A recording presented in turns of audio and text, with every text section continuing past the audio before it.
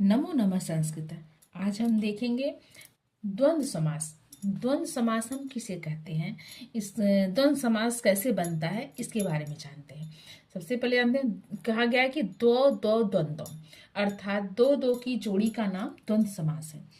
अब इसका सूत्र है द्वंद्व समास का, उभय पदार्थ प्रधानो द्वंद्व, अर्थात जिस समास में दोनों पद की प्रधानता होती है वह द्वंद्व समास हो। दोनों पद अर्थात उत्तर पद और पूर्व पद दोनों की, अर्थात सभी पदों की जहां पे प्रधानता होती है वहां पे द्वंद्व समास होता है। जैसे धर्मार्थो, धर्मार्थों में का समास होगा धर्म च अर्थ च। राम लक्ष्मण, राम च लक्ष्मण च, इसमें दोनों पद की प्रधानता है। और इन द्वंद्व समास तीन प्रकार के होते हैं, इतरेतर द्वंद्व समास, एक शेष द्वंद्व समास और समाहार द्वंद्व समास।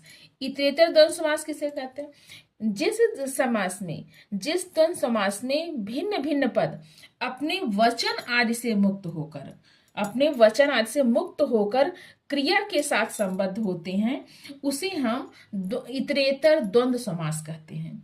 जैसे हरिहरौ, हरिच हरश्च, पोड़ी पापे, पोड़ियच पापम च। इसी प्रकार दूसरा आता है एक शेष द्वंद्व समास।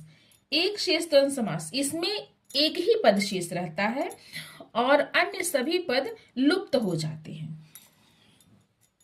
एक शेष द्वंद्व समास में एक ही पद शेष रहता है। जैसे बालको, बालको कहने पर बालक ही रहता है, बालिका का लोप हो जाता है, लेकिन जब हम समास करते हैं तो बनता है बालका च बालिका च।